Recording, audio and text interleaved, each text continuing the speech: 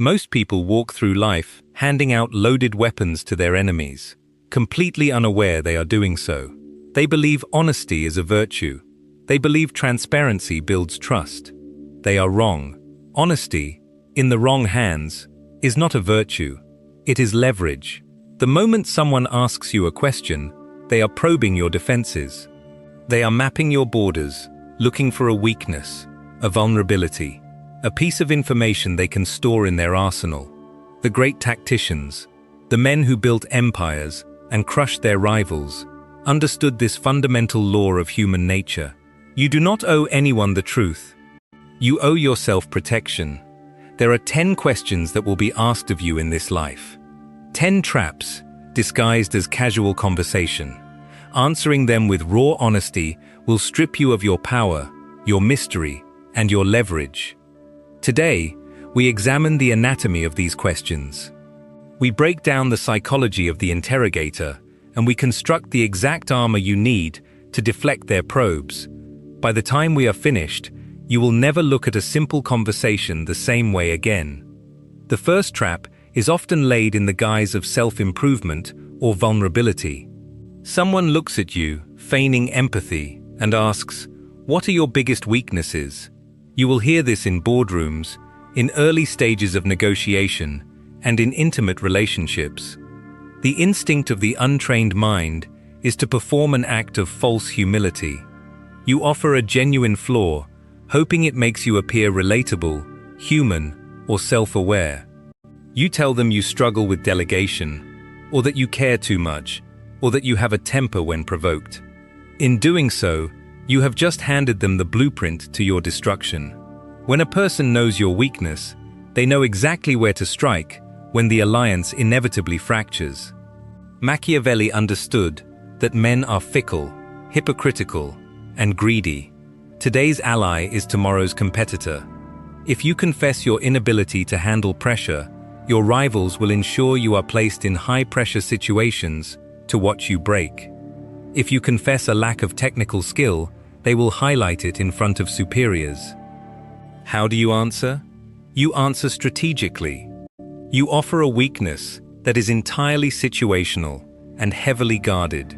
You say something that deflects the premise entirely, positioning yourself as someone who adapts rather than someone who fails. You protect the core of your character.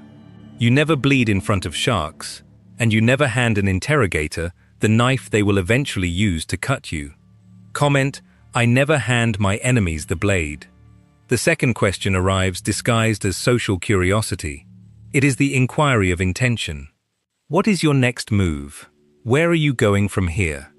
This question is a mechanism of control. When people know your plans, they can calculate how your trajectory affects theirs. If your ambitions threaten their position, they will begin quietly sabotaging you. If your plans seem too grand, they will mock you, planting seeds of doubt in your mind before you have even begun. Power requires concealment.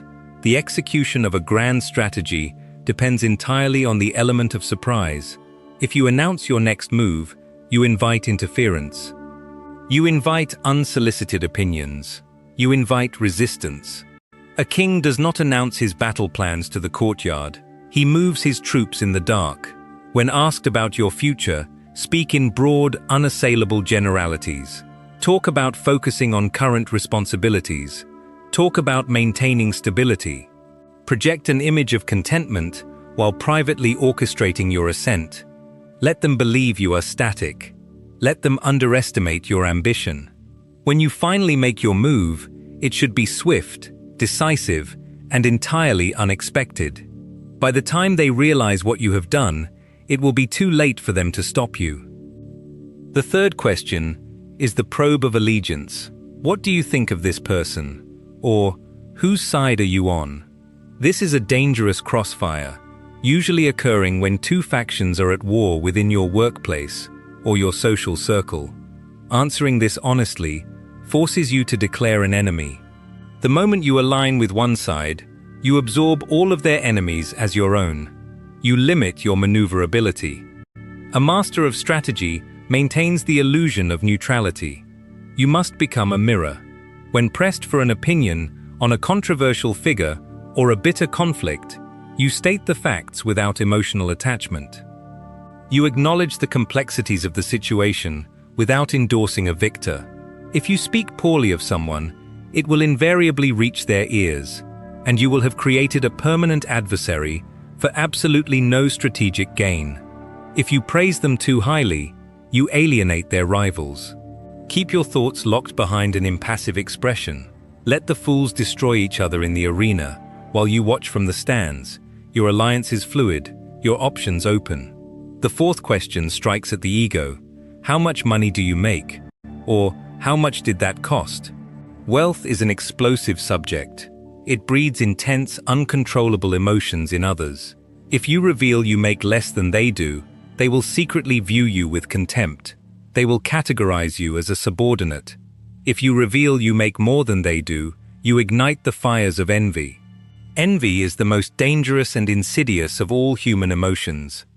An envious person will smile in your face while actively plotting your ruin.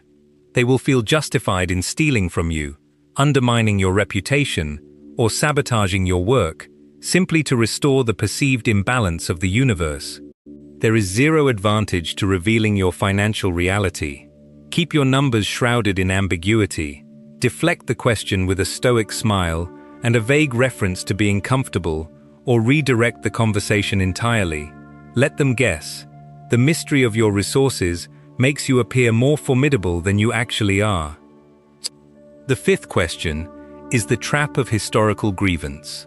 Why did you leave your last job or your last relationship? The interrogator is looking for a pattern of behavior. They want to know if you are difficult, combative, or incompetent.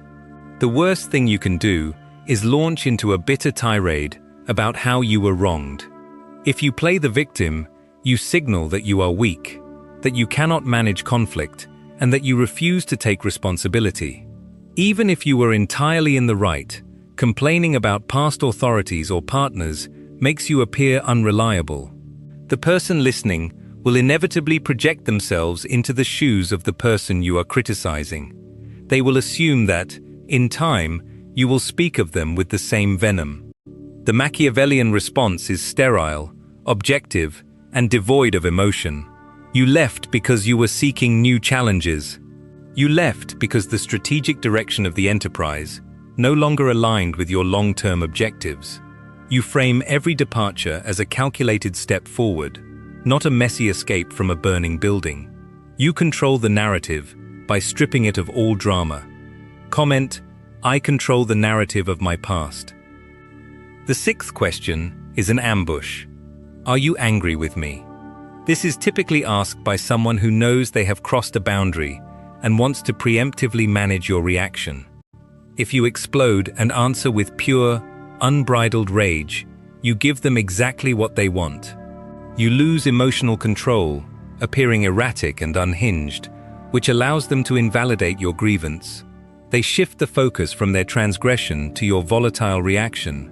Conversely, if you lie and say everything is fine, you grant them permission to disrespect you again. The optimal response is calculated, cold, and precise. You do not show anger, you show consequence. You state exactly what occurred, you establish the boundary, and you dictate the terms of future interaction. You weaponize silence. You let them sit in the discomfort of your icy, unreadable demeanor. Anger is a predictable emotion. Cold, detached observation is terrifying. It tells the offender that you are not reacting to them, you are processing them, and you will act on your own timeline. The seventh question aims to uncover your internal fractures. What is your biggest regret? This is a philosophical trap designed to gauge your confidence and your emotional baggage. A regret is a scar, a moment of failure that you have allowed to define you. Exposing it to a conversational partner is an act of unnecessary self-mutilation. When you speak of your regrets, you show them the ghost that haunts you.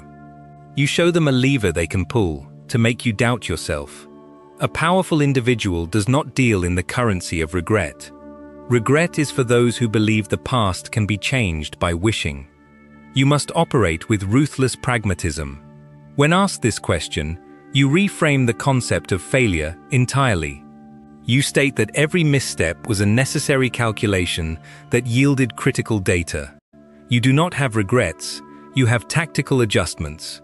You project an aura of total ownership over your past, eliminating any shadow of guilt or shame that an opponent might try to exploit. The eighth question is the loyalty test.